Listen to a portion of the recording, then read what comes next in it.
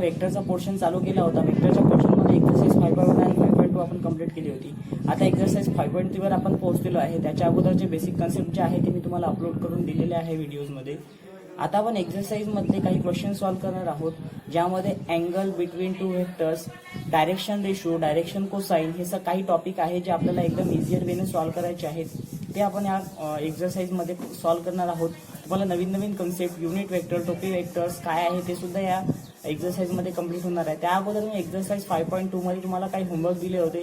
ते होमवर्क काही जणांनी सेंड केले, त्याचे काही आन्सर चुकले होते, ते सुद्धा मी इथं तुम्हाला याच्या अगोदर सेंड केलेले आहे. ते तुम्ही पाहू शकता. एक्सरसाइज मधला 12th क्वेश्चन जो होमवर्क दिला होता, त्यानंतर मी एक्सरसाइज 5.3 तुम्हाला सांगणार आहे. तरी घरीच राहा, सुरक्षित राहा.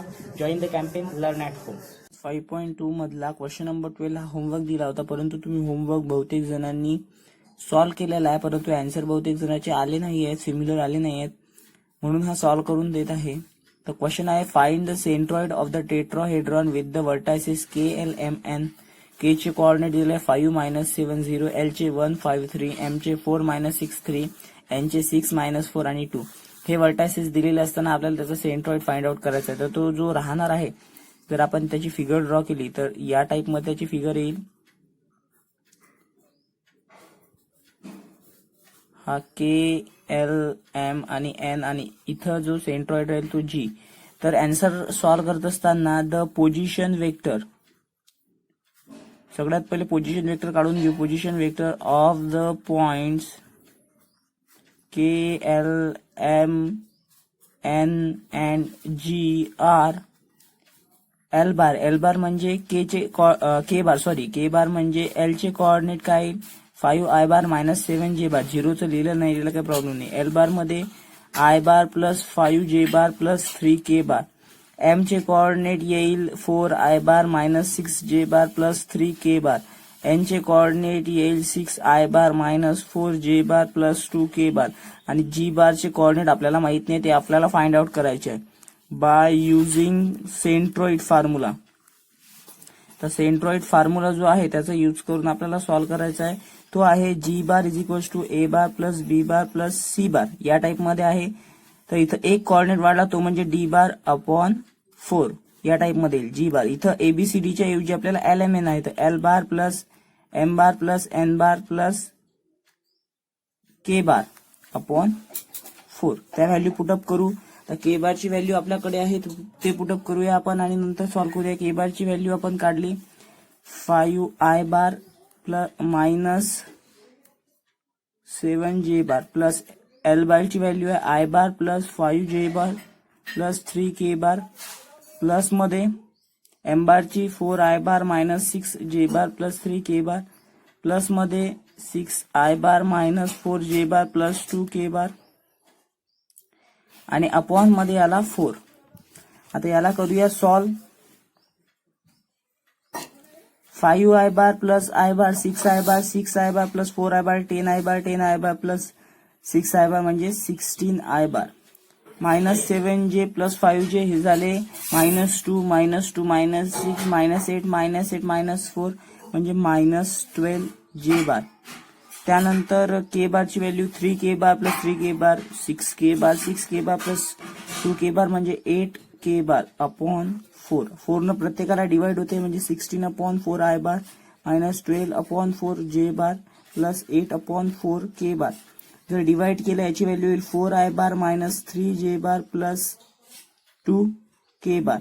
जी बारचा पोझिशन वेक्टर आला, देअरफॉर कोऑर्डिनेट्स, त्याचे जे कोऑर्डिनेट्स काढतो म्हटलं तर ते कोऑर्डिनेट्स काय येईल 4 -3 आणि 2.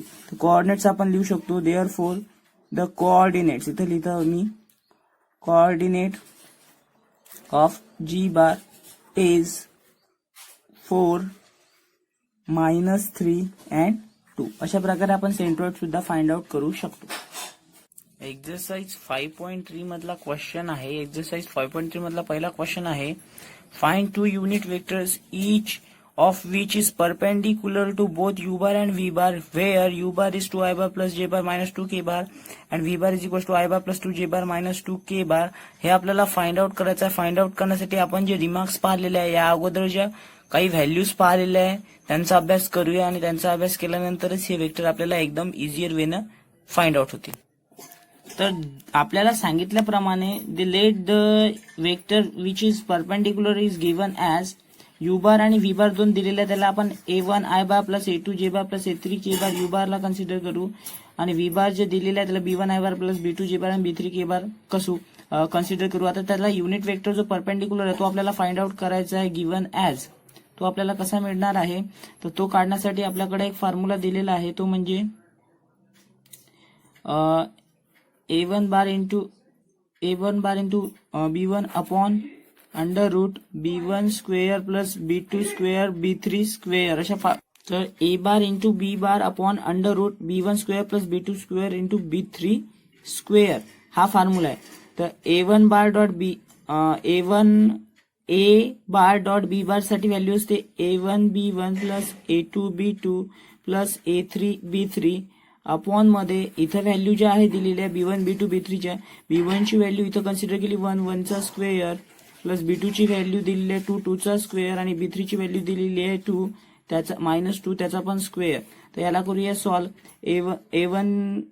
A1 आणि B1 ची व्हॅल्यू जी दिलेली आहे ती 2 1 जा 2 प्लस A2 B2 ची 1 इंटू 2 इथं प्लस मध्ये -2 इंटू -2 अपॉन मध्ये हे जे व्हॅल्यू येईल 1 चा स्क्वेअर 1 2 चा स्क्वेअर 4 इंटू 2 चा स्क्वेअर 4. तर हे 2 1 जा 2 प्लस 2 1 जा 2 प्लस हे 4 येत आहे अपॉन मध्ये हा येईल 70. तर आपल्याला त्याचा पोझिशन वेक्टर काढायचा आहे. तर 2/17 I बार प्लस रूट मध्ये 17 प्लस 2/रूट मध्ये 17 J बार प्लस 4/17 K बार प्लस मायनस 2 येईल कारण की स्क्वेअर रूट काढू शकतो आपण. तर प्लस मायनस मध्ये त्याची व्हॅल्यू ब्रॅकेटमध्ये 2/√17 I bar plus 2/√17 J bar plus 4/√17 K bar. तर हा जो राहील हा पोझिशन वेक्टर त्याला परपेंडिक्युलर राहील. तो आपल्याला दिलेला आहे युनिट वेक्टर यू बार आणि व्ही बार याला परपेंडिक्युलर राहणाऱ्या वेक्टरच्या व्हॅल्यूज अशा प्रकारे राहतील. असा हा इझियर क्वेश्चन आहे, क्वेश्चन नंबर 1. यानंतर क्वेश्चन नंबर 2, क्वेश्चन नंबर 3 आणि क्वेश्चन नंबर 4 आणि 5 हे सगळे शो दॅटचे क्वेश्चन आहे जे तुम्ही सॉल्व्ह करून पहा. एकदम इझी आहे. आपले रिमार्क्स यूज करायचे, नोट्स यूज करायच्या, नोट्स यूज केल्यानंतरच तो सॉल्व्ह होतोय, असा काही हार्ड नाही आहे. आपण क्वेश्चन नंबर 6 वर जाऊया. एक्झरसाइज 5.3 मधला क्वेश्चन नंबर 6 आहे. Determine whether A bar and B bar are orthogonal parallel or neither orthogonal nor parallel. हे आपल्याला डिटरमाइन करायचं आहे. 4 क्वेश्चन दिलेले आहे. ह्या 4 क्वेश्चन मध्ये पहिला आहे A bar is equal to -9 I bar plus 6 J bar plus 15 K bar. B bar is equal to 6 I bar -4 J bar -10 K bar. Second दिलेला आहे A bar is equal to 2 I bar plus 3 J bar -K bar. B bar is equal to 5 I bar -2 J bar plus 4 K bar. आणि third दिलेला आहे A bar is equal to -3/5 I bar plus 1/2 J bar plus 1/3 K bar. B bar is equal to 5 I bar plus 4 J bar plus 3 K bar. Fourth दिलेला आहे A bar is equal to 4 I bar minus J bar plus 6 K bar. B bar is equal to 5 I bar -2 J bar plus 4 K bar. ह्या 4 क्वेश्चनला आपल्याला determine करायचं की यातला कोणता orthogonal आहे, कोणता पॅरलल आहे आणि कोणते पॅरलल पण नाही आहे आणि ऑर्थोगोनल पण नाही आहे. तर नेमकं पॅरलल साठी काय करायला पाहिजे, ऑर्थोगोनल साठी काय करायला पाहिजे ते सांगणार आहे. यातले 2 क्वेश्चन मी सॉल्व्ह करून देणार आहे. उरलेले 2 तुम्हाला करायचे आहे. तर पहिले 2 मी सॉल्व्ह करणार आहे. उरलेले 2 तुमच्यासाठी होमवर्क आहे, ते तुम्ही सॉल्व्ह करायचे आहे. आता तुम्हाला सांगतो की पॅरलल आणि ऑर्थोगोनल कसं ओळखायचं. आता ऑर्थोगोनल कसं ओळखायचं, तर ऑर्थोगोनल साठी ए बार डॉट बी बारचा जो स्केलर प्रोडक्ट येईल तो 0 येईल. ए बार डॉट बी बार साठी यालाच परपेंडिक्युलर सुद्धा आपण म्हणतो. परपेंडिक्युलर आणि ऑर्थोगोनल 2 सेम शब्द आहे आणि नोट्स मध्ये किंवा रिमार्क्स मध्ये मी सांगितलं, याच्या अगोदर जे रिमार्क दिले त्याच्यामध्ये हे सांगितलेलं आहे. A bar dot B bar is equal to जो 0 येत असेल तर हे 2 जे व्हेक्टर्स दिलेले आहेत ते व्हेक्टर्स ए बार आणि बी बार काय राहणार आहे, ऑर्थोगोनल राहणार आहे. पॅरलल साठी यांचा जो रेशो राहील कशाचा, यांच्यामध्ये असणारे हा A1 A2 A3 म्हणजे A1 upon B1 is equals to A2 upon B2 is equals to A3 upon B3 यांचा जो रेशो आहे हे काय राहणार आहे, सिमिलर राहणार आहे. In the same proportion. हा जो रेशो राहील यांचा हा सेम प्रपोर्शन मध्ये राहील.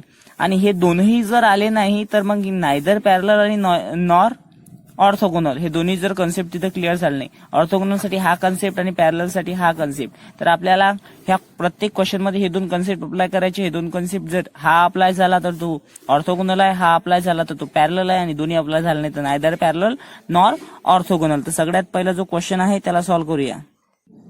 तर क्वेश्चन नंबर फर्स्ट मध्ये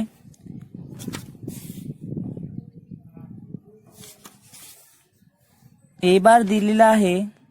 आता क्वेश्चन नंबर यातला पहिला सॉल्व्ह करण्यासाठी दुसरा मी सॉल्व्ह करतो. तर सगळ्यात पहिले ए बार जो दिलेला आहे ते -9i बार प्लस 6j बार प्लस 15k बार, याला आपण कम्पेअर करणार आहोत A1i plus A2j plus A3k सोबत. बी बार जो दिलेला आहे तो आहे 6i बार मायनस 4j बार मायनस 10k बार, याला कम्पेअर करणार आहे B1i plus B2j plus B3k. याच्यासोबत कम्पेअर केल्यानंतर ची नेक्स्ट स्टेप, सगळ्यात पहिले तो ऑर्थोगोनल आहे का ते चेक करू. ऑर्थोगोनल साठी ए बार डॉट बी बार, ए बार डॉट बी बार साठी A1B1 plus A2B2 plus A3B3 असा त्यांचा स्केलर प्रोडक्ट घ्यावा लागतो. तर A1 ची व्हॅल्यू इथं जर पाहिलं तर -9 आहे, B1 ची व्हॅल्यू इथं जर कम्पेअर केलं तर 6 आहे, प्लस A2 ची व्हॅल्यू इथं 6 आहे आणि B2 ची व्हॅल्यू इथं -4 आहे. याच्याशी याला कम्पेअर केल्यानंतर आयचा इथं कोएफिशियंट, इथं आयचा कोएफिशियंट A1 आहे, इथं -9 आहे, तर A1 इज इक्वल टू -9 सरळ, A2 is equal to 6, A3 is equal to 15, इथं B1 is equal to 6, B2 is equal to -4, B3 is equal to -10 अशा प्रकारे. प्लस A3 ची व्हॅल्यू आहे 15 आणि B3 ची व्हॅल्यू आहे -10. आता यांची व्हॅल्यू, यांचं कॅल्क्युलेशन जर 0 येत असेल तर मग ते आहे ऑर्थोगोनल, अदरवाइज नाही. हे किती झाले, 9 6 जा 54 प्लस इंटू मायनस 6 4 जा 24 आणि प्लस इंटू मायनस 15 10 जा 150. तिघांची ऍडिशन होईल 4 4 8 5 plus 2 7 7 plus 5 12 carry 1 2 minus 282. A bar dot B bar, A bar dot B bar is not equals to 0. Therefore, A bar and B bar not orthogonal. हे orthogonal तर नाहीये. तर orthogonal check केला, आता parallel check करायचं आहे. If A bar and B bar are parallel, then A1 upon B1 is equals to A2 upon B2 is equals to A3 upon B3 is constant. हे constant येते. तर A1 B1 A2 B3 ची value आपल्याकडे आहे. A1 ची value -9, B1 ची value आपल्याकडे काय दिलेली आहे 6 इज इक्वल्स टू A2 ची व्हॅल्यू 6 आणि B2 ची व्हॅल्यू -4, A3 ची व्हॅल्यू आहे 15 आणि B3 ची व्हॅल्यू आपल्याकडे आहे -10. आता चेक करूया, याला कितीनं भाग जाते, तर 3 भाग जाते. 3 त्रिक 9 3 2 6 -3/2. याला पण 2 भाग जाते, मायनस बेत्रिक 6 बेदोनी 4. ओके, म्हणजे -3/2. इथं 5 न भाग जाते, 5 3 15 5 2 10. तीनही रेशो सेम येत आहे, म्हणजे सेम प्रपोर्शन मध्ये कॉन्स्टंट आहे. कॉन्स्टंट आहे म्हणजे ए बार आणि बी बार काय राहणार आहे, इथं पॅरलल राहणार आहे. अशा प्रकारे आपण हा पहिला जो आहे हा पॅरलल आहे आपण डिटरमाइन केला. तो ऑर्थोगोनल तर नाही परंतु पॅरलल आहे. देअरफॉर आपण इथं लिहू शकतो A bar and B bar are parallel, ते लिहून घ्यायचं. हा झाला पहिला क्वेश्चन. आता करूया दुसरा सॉल्व. त्यातला सेकंड क्वेश्चन आहे की याला चेक करायचं ऑर्थोगोनल आहे पॅरलल आहे की दोन्ही पण नाहीये. तर चेक करूया आपण. सगळ्यात पहिले ए बार ला कन्सिडर करू, जो दिलेला आहे आन्सर मध्ये. तर 2i bar plus 3j bar minus k bar. B bar is equal to 5i bar minus 2j bar plus 4k bar. याला कम्पेअर करू आपण A1i plus A2j plus A3k. B bar ला आपण कन्सिडर करू, B1i plus B2j plus B3k. Compare केली. आता हे compare केल्यानंतर A1 ची व्हॅल्यू 2, A2 ची व्हॅल्यू आपल्याकडे 3, A3 ची व्हॅल्यू -1, B1 ची व्हॅल्यू 5, B2 ची व्हॅल्यू -2 आणि B3 ची व्हॅल्यू आपल्याकडे आली आहे 4. ह्या व्हॅल्यू काढल्या तर सगळ्यात पहिले तो ऑर्थोगोनल आहे का चेक करू. त्याच्यासाठी नाव A bar dot B bar is equals to काय करत असतो, A1 B1 plus A2 B2 plus A3 B3. याच्या करूया कॅल्क्युलेट. तर A1 ची व्हॅल्यू आहे 2 इंटू 5 प्लस A2 ची व्हॅल्यू आहे 3 इंटू -2 आणि A3 ची व्हॅल्यू आहे -1 into 4 5 2 10, 3 into 2 minus 6, 4 into minus 1 minus 4 plus into minus येतो 10 minus 6 minus 4 minus 10, 10 cancel is equals to 0. A bar dot B bar ची व्हॅल्यू 0 आली, therefore A bar and B bar are orthogonal. Orthogonal मिळालं तर आपण याला parallel सुद्धा आहे की नाही ते चेक करू शकतो, पण ऑर्थोगोनल मिळाल्यावर पॅरलल चेक करण्याची काही गरज नाही. तर पहिलेच ऑर्थोगोनल मिळाला म्हणजे हा ऑर्थोगोनल आहे, पॅरलल नाही आहे. पॅरलल तसंही चेक करू शकतो. इथं पहा, इथं याचा रेशो 2/5, इथं आहे 3/2 आणि इथं आहे -1/4. रेशो यांचा सिमिलर येऊ शकत नाही. रेशो सिमिलर येत नसेल तर हा पॅरलल राहणार नाही, इट इज ऑर्थोगोनल. आता उरलेले जे 2 आहे ते तुम्हाला करायचे आहेत. ते होमवर्क लवकरात लवकर तुम्ही मला सेंड करा, मी चेक करून तुम्हाला तेव्हाच त्यातल्या डिफिकल्टी सांगतो. असं आपण जेव्हाचा तेव्हा जर कन्सेप्ट क्लिअर केला तर आपले काहीच प्रॉब्लेम येणार नाही. या लॉकडाऊन मध्ये सुद्धा आपण आपला कॅम्पेन चांगल्या प्रकारे रन करू शकतो आणि आपला सिलेबस लवकरात लवकर खतम करून आपण प्रॅक्टिस सुद्धा करू शकतो. म्हणून अभ्यासाकडे लक्ष द्या. Stay home, stay safe, join the campaign, learn at home. Homework तुम्हाला दाखवतो. तर हा क्वेश्चन नंबर 3 आणि क्वेश्चन नंबर 4 जे आहे ते पाहून घ्या. हे तुम्हाला चेक करायचे ऑर्थोगोनल आहे की पॅरलल आहे की दोन्ही सुद्धा नाही आहे. तर 3rd आणि 4th हे दोन्ही तुम्हाला सॉल्व्ह करून मला सेंड करायचे आहेत. होमवर्क लवकरात लवकर सेंड करत जा. थँक्यू. एक्झरसाइज 5.3 मधला हा क्वेश्चन नंबर 7 आहे जो आपल्याला सॉल्व्ह करायचा आहे. क्वेश्चन नंबर 6 आपण सॉल्व्ह केलेला होता. तर 7 मध्ये आपल्याला दिलेलं आहे find the angle P of the triangle whose vectors or vertices are P 0, -1, -2, Q 3,1,4 and R 5,7,1. तर अशा प्रकारे आपल्याला हा सॉल्व्ह करायचा आहे. तर इथं आपण एक आकृती काढून घेतलेली आहे, फिगर काढलेली आहे, ज्यामध्ये आपण ट्रायंगल PQR दाखवला. त्याचा पोझिशन वेक्टर P बार, Qचा Q बार आणि R चा R bar. Let the position vector P, Q and R the point PQR R P बार जो आहे तो 0 I bar -J bar plus 2K bar -2K bar sorry तर -2 पाहिजे. Q बार साठी 3 I bar plus J bar plus 4K bar, R बार साठी 5 I bar plus 7 J bar plus K bar. तर angle find करण्यासाठी आपल्याकडे हा फॉर्म्युला आहे, लक्षात ठेवायचा. अँगल जर फाइंड आउट करायला सांगितला 2 वेक्टर मधला तर तो आहे हा की cos θ is equals to Q bar dot R bar. हे मी तुम्हाला जे सांगितलेले इन्फॉर्मेशन आहे, रिमार्क्स दिलेले आहे या अगोदर, त्यामध्ये सांगितलं आहे into mod of Q bar into mod of R bar. हे यामधून कळू शकते आपल्याला. आता आपण इथं Q बार आणि R बार का घेतला आहे, कारण की Q बार आणि R बार हे 2 वेक्टर जेव्हा जॉईंट होतात त्याच्या मधला हा अँगल P बार आहे जो आपल्याला काढायचा आहे, फाइंड आउट करायचा आहे. म्हणून Q बार आणि R बार आपण घेतला. तर त्याचे पोझिशन वेक्टर त्यावरून Q बार डॉट R बार काढू शकतो. तो काढण्यासाठी आपल्याकडे फॉर्म्युला आहे, ते लिहून घेऊ शकता तुम्ही. A1 B1 plus A2 B2 plus A3 B3 यांचं मल्टिप्लिकेशन. तर A1 कशाला म्हटलं, A1 A2 A3 B1 B2 B3 हे कन्सिडर केलं. याचं क्रॉस मल्टिप्लिकेशन केल्यावर ह्या सगळ्या व्हॅल्यू येते आणि यांचा डॉट प्रोडक्ट येतो 25. ओके. तर त्यानंतर आपण फाइंड आउट जे केलेलं आहे ती इन्फॉर्मेशन अशी केली की हा Q बारला mod of Q bar consider केला 5, mod of R bar consider केला 75, तो आला 5/7. Theta is the angle between Q bar and R bar. Cos थिटाच्या व्हॅल्यू ठेवला हे 1/√2 आलं. 1/√2 आल्यावर कॉस हा थिटाला मल्टिप्लाय हा इकडे गेल्यावर डिवाइड होईल म्हणजे इनवर्स. कॉस इनवर्स ऑफ 1/2 म्हणजे cos inverse of cos 45. Cos inverse of cos थिटाचा formula is equals to theta, therefore angle आला theta. Angle between the angle of P between Q and R is P, angle P is 45 degree. हा एकदम easier question आपण solve केला, angle P find out केला. असंच तुम्ही कोणताही angle जर तुम्हाला 2 वेक्टर मधला फाइंड आउट करायला सांगितला त्यासाठी एक सिम्पलर वेनं मी तुम्हाला ते सांगून देतो फॉर्म्युला. कॉस थिटा जर A आणि B च्या फॉर्म मध्ये जर असेल तर A बार डॉट B बार त्यांचा डॉट प्रोडक्ट घ्यायचा, त्याच्यानंतर mod of A bar into mod of B बार घ्यायचा. मॉड कसा काढायचा तर A1 मॉड कसा काढायचा त्याच्यासाठी formula mod of Q bar is equals to √A1 square plus A2 square plus A3 square.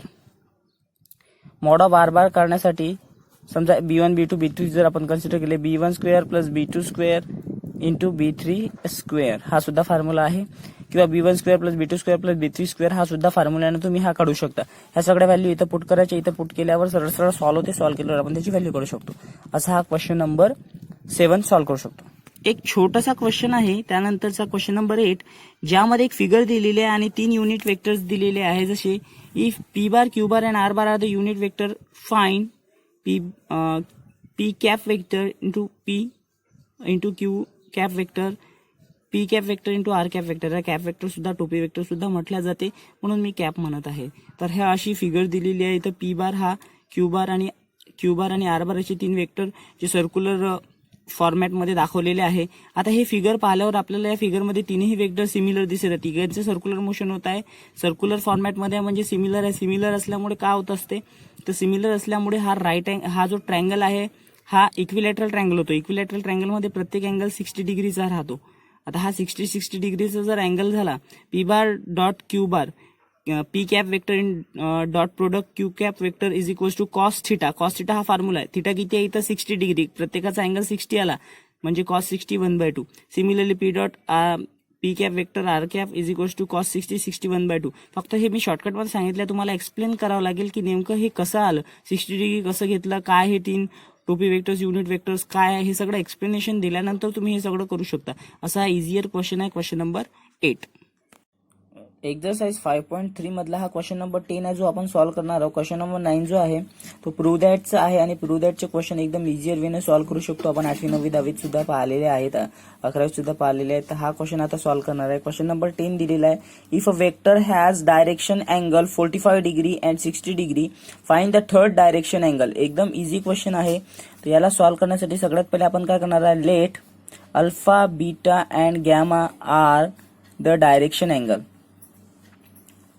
यांना आपण डायरेक्शन अँगल कन्सिडर करणार आहोत, अल्फा बीटा आणि गॅमाला.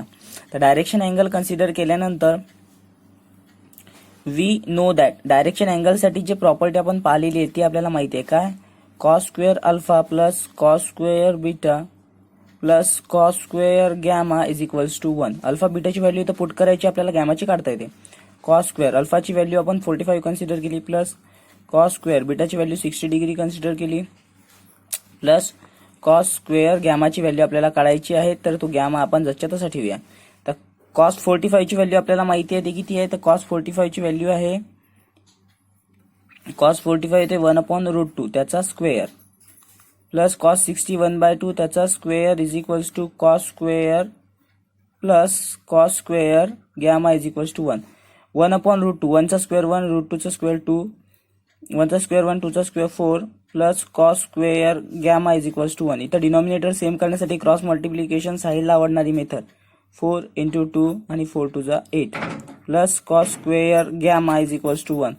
इथं 6/8, 4 + 2 6/8 plus cos square gamma is equals to 1.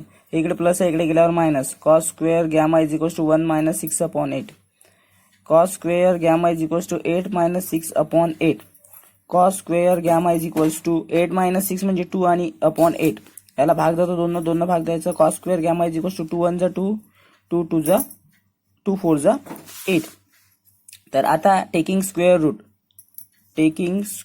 Square root जर काढलं तर राईट साईडचं स्क्वेअर रूट निघेल, कॉस गॅमा मिळेल आपल्याला. आणि इथं स्क्वेअर रूट जर का 1/√2, तर cos gamma is equals to 1 by हे √4 होईल, म्हणजे 1/2. तर कॉस मध्ये 1/2 कशाची व्हॅल्यू आहे, तर cos gamma is equals to cos 60. Cos get cancel, gamma is equals to 60 ला रेडियन मध्ये लिहू शकतो π/3, म्हणून गॅमाची व्हॅल्यू आली π/3. The third direction ratio or the third direction angle is given as gamma is equals to π/3. याच्या प्रकारे हा third आपण काढू शकतो एकदम इझियर वेने, थर्ड डायरेक्शन अँगल. 5.3 मधला क्वेश्चन नंबर 11 आहे. If a line makes angle 90 degree 135 degree and 45 degree with X Y and Z axes respectively, then find its direction cosine. तर याला सॉल्व्ह करण्यासाठी जी दिलेली इन्फॉर्मेशन आहे ते सगळ्यात पहिले लिहून घेऊ. Let the direction angle is given as alpha is equals to 90 degree, beta is equals to 135 degree and gamma is equals to 45 degree. Alpha beta आणि गॅमा आपण कन्सिडर केले दिलेले डायरेक्शन रेशो. आता डायरेक्शन कोसाइन फाइंड आउट करायचं आहे. Let the direction cosine of the given direction angle are. तर हे काढण्यासाठी L is equals to cos alpha, M is equals to cos beta and N is equals to cos gamma हा formula use करायचा. तर L हा एक direction ratio आहे, cos अल्फाची व्हॅल्यू आहे 90 degree, M is equals to cos बीटाची value आहे 135 degree and N is equals to cos गॅमाची व्हॅल्यू आहे 45 डिग्री. कॉस 90 ची व्हॅल्यू आपल्याला माहिती आहे 0, M is equals to cos 135 आपल्याला काढायचं आहे, N is equals to cos 45, cos 45 ची व्हॅल्यू आपल्याला माहिती आहे 1/√2. ह्या दोन व्हॅल्यू आपण काढल्या. हे एक राहिली एम इज इक्वल्स टू. याला सॉल्व्ह करण्यासाठी आपण ट्रिग्नोमेट्रीकडे जाऊ, ट्रिग्नोमेट्रीचे फॉर्म्युले यूज करू. ह्या दोन काढणं झाल्या. आता याला काढण्यासाठी M is equals to cos 45 135. तर कॉस 135 ला सॉल्व्ह करण्यासाठी सगळ्यात पहिला कॉस 135 कोणाच्या जवळ येते, 90 डिग्री प्लस 40 डिग्री, 90 प्लस 40 130. तर cos alpha plus beta, cos A plus B, cos A cos B minus sine A sine B. Compound angle formula use करून आपण याला सॉल्व्ह करू शकतो. तर कॉस 90 ची व्हॅल्यू 0 इंटू कॉस 45 ची 1/√2 मायनस साइन 90 ची व्हॅल्यू 1 आणि 45 ची 1/√2. तर हे 0 इंटू समथिंग 0 मायनस 1 इंटू 1/√2 म्हणजे मायनस 1/√2 हा आला डायरेक्शन कोसाइन एम साठीचा. तर आपल्याला एल एम आणि एन तीनही मिळाले. Therefore the direction cosine of the given angle are 0, 1/√2, minus 1/√2. तर हे तीन डायरेक्शन कोसाइन आपण फाइंड आउट केलेले आहे. एकदम सिंपल वे ना आहे. फक्त एवढं लक्षात ठेवायचं की डायरेक्शन कोसाइन साठी हे फॉर्म्युला यूज करायचे आहे. L is equals to cos alpha, M is equals to cos beta आणि N is equals to cos gamma. या तीन फॉर्म्युल्यावरून ह्या तीनही डायरेक्शन कोसाइन आपण फाइंड आउट करू शकतो. 3 मधला क्वेश्चन नंबर 12 आहे, ज्यामध्ये आपल्याला दिलेला आहे if a line has the direction ratio 4, -12 and 18 then find its direction cosine. तर आपल्याला डायरेक्शन रेशो दिलेला आहे. Let the direction ratio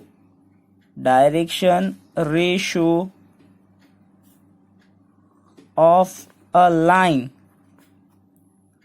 R a is equals to 4, b is equals to -12 and c is equals to 18. एबीसीच्या फॉर्ममध्ये आपल्याकडे formula म्हणून याला ABC consider केलं.